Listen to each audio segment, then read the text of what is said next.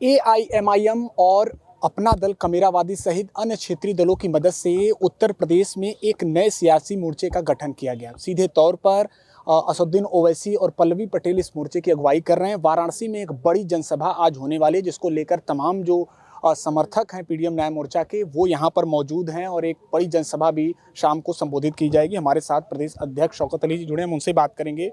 नए मोर्चे का एक संदेश आज क्या रहेगा? एक पहली रैली है वाराणसी से आप कर रहे हैं, इसका संदेश क्या है? बिल्कुल, इस देश में बसने वाले पिछड़े दलित अल्पसंख्यकों के साथ न्याय नहीं हुआ है। तमाम पार्टियों ने इनका शोषण किया है, इनको इनके अधिकारों से वंचित किया गया है। आज हम आवाम के सामने ये बात रखेंगे और बताएंगे।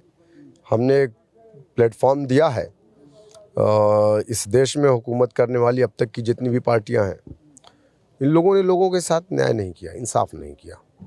तो कम से कम आवाम को एक थर्ड फ्रंट की ज़रूरत थी, जिसको हमने पीडीएम के नाम से बनाया है, जिसमें अब तक 4 पार्टियां हैं, प्लस और पार्टियां आने की संभावना है। बातें चल रही है लोगों से, बहुत जल्द इससे हमारे पीडीएम से और भी लोग जुड़ेंगे। हमारी ये पहली संयुक्त जनसभा होने जा रही है बनारस के अंदर, जिसमें बैरिस्टर असदुद्दीन ओवैसी साहब भी तशरीफ़ ला चुके हैं आपके सामने। तो आज है हमारा प्रोग्राम। देखिए, आप ये भी कह रहे हैं कि अभी तक आपका किसी ने हित नहीं किया, आपके समाज का किसी ने हित नहीं किया, लेकिन बड़ा आरोप आप पर यह भी लगता है कि कहीं ना कहीं आप भारतीय जनता पार्टी के बी टीम के तौर पर भी काम करते हैं। ये आरोप खुद ही कांग्रेस पार्टी का, ये कह लिए, या विपक्षी दलों का ये आरोप है? देखिए, आज़ादी के बाद हमारे बड़ों ने कहा था कि तुम्हारी अपनी कोई पार्टी नहीं, कांग्रेस तुम्हारी पार्टी है। मुस्लिम लीग थी उस टाइम, लेकिन लोगों ने कहा मुस्लिम लीग तुम्हारी पार्टी नहीं, तो हमने कांग्रेस का साथ दिया। हम मुसलमान, दलित, पिछड़ा, हर समाज की पार्टी कांग्रेस पार्टी थी। लेकिन इस देश के अंदर हर समाज तो कहीं ना कहीं आगे बढ़ गया। मुख्य धारा से कौन कटा? मुसलमान। 50 साल से ज़्यादा इस देश में हुकूमत किसने किया? कांग्रेस ने। मुसलमानों की पार्टी कौन थी? कांग्रेस थी, है ना? तो अगर हम दलित से बदतर इस देश में अपनी ज़िंदगी गुजारे तो उसका जिम्मेदार कौन है?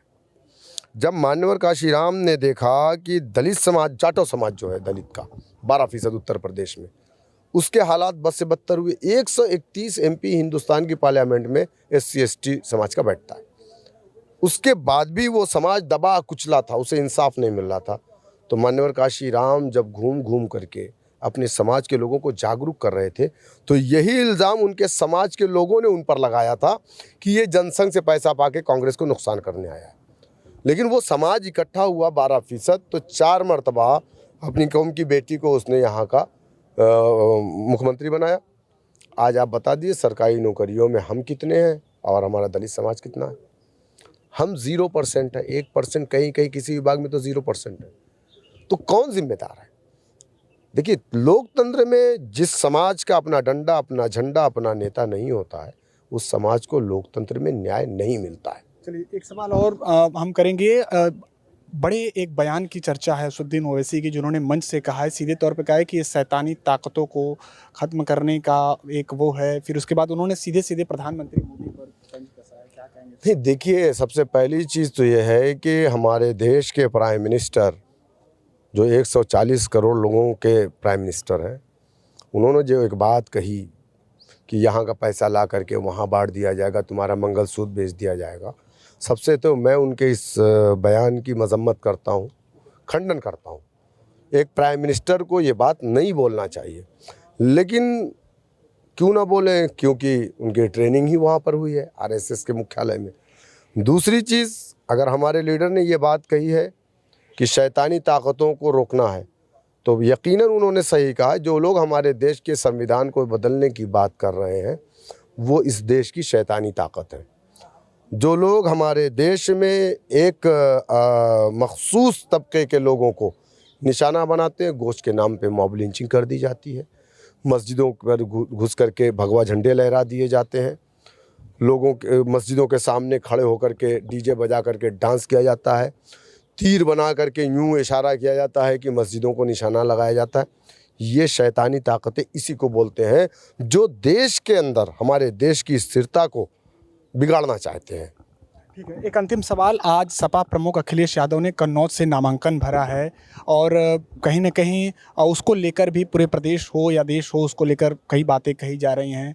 आपकी पार्टी का उस पर क्या? हमारी शुभकामनाएं हैं। अखिलेश यादव जी को कि वो चुनाव जीत करके आए और उत्तर प्रदेश में बीजेपी को रोकने की जिम्मेदारी जो उन्होंने ले रखी है, मुझे उम्मीद है कि 5 सीटों पर बीजेपी को वो सिमटा देंगे। तो पीडीए से ही तो उनके पीडीए से ही तो आपको नाराजगी थी, फिर आपने पीडीएम बनाया। देखिए उन्होंने देखिए हम चूंकि हम अल्पसंख्यक के मुस्लिम समाज के लोग हैं और हमें लोग राजनीति में अछूत समझते हैं। जो 4% यहाँ पर है उसका डंडा, उसका झंडा, उसका नेता, उससे अलायंस हो सकता है, हमसे अलायंस नहीं हो सकता। हम कभी बीजेपी का हिस्सा नहीं रहे, लेकिन हम बीजेपी की बी टीम है। हमने कभी बीजेपी को वोट ना डाला, लेकिन हम बीजेपी की बी टीम है। जयंत चौधरी कल तक इनके साथ थे, सेकुलर थे, तो वो भी हम पर इल्ज़ाम लगाते थे, आज वो बीजेपी के साथ है। ओम प्रकाश राजभर जी कल तक इनके साथ थे तो हम पर इल्ज़ाम लगाते थे, आज वो भी बीजेपी के साथ है। तो सही मानों में कौन लोग है। दूसरी चीज़ ये है कि हम यकीनन चाहते हैं कि इस देश के अंदर तीसरी मर्तबा ऐसा प्राइम मिनिस्टर ना बने जो हिंदू और मुसलमान करता है। शुक्रिया बातचीत के लिए। तो ये थे हमारे साथ प्रदेश अध्यक्ष शौकत अली, जिन्होंने हमसे कई मुद्दों पर बातचीत की।